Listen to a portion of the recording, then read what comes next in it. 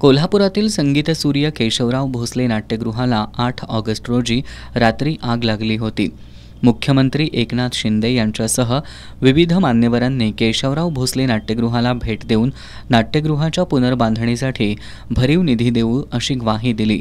दरम्यान आज कोल्हापुरातील विविध सामाजिक संघटनांचे प्रतिनिधी आणि कलाकारांनी एकत्र येऊन जुना राजवाडा पोलीस ठाण्याचे पोलीस निरीक्षक संजीव कुमार झाडे यांची भेट घेतली।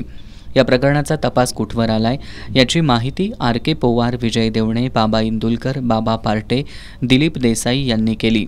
यावेळी पोलीस निरीक्षक झाडे यांनी जळीत गुन्हा दाखल झाल्यानंतर तो अपघातामुळे झाला का, कुणाच्या हलगर्जीपणामुळे झाला, ही आग मुद्दाम लावली का या दृष्टीने तपास सुरू असल्याचं सांगितलं।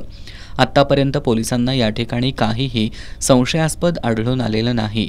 इथल्या काही वस्तू फॉरेन्सिक लॅबला तपासणीसाठी पाठवण्यात आल्याची माहिती देखील पोलीस निरीक्षक झाडे यांनी दिली। नाट्यगृहाला आग लागल्यानंतर महापालिकेनं केवळ जळीत फिर्याद दाखल केली आहे। महापालिकेनं या प्रकरणात हलगर्जीपणा केलाय असा आरोप करत शिष्टमंडळातील सदस्यांनी या प्रकरणात अज्ञाताविरोधात आणि हलगर्जीपणा केल्याबद्दल महापालिकेविरोधात देखील गुन्हा दाखल करा अशी मागणी लावून धरली। मात्र पोलीस निरीक्षक संजीव कुमार झाडे यांनी अशा प्रकारे गुन्हा दाखल करून घेण्यास नकार दिल्यानंतर शिष्टमंडळातील सदस्य इथून बाहेर पडलेत। यावेळी सतीश रणदिवे, धनाजी आमकर, रवी बोरगावकर, अनिल काशीकर, सदानंद सूर्यवंशी, सुनील मुसळे यांच्यासह सामाजिक संघटनांचे प्रतिनिधी आणि कलाकार उपस्थित होते।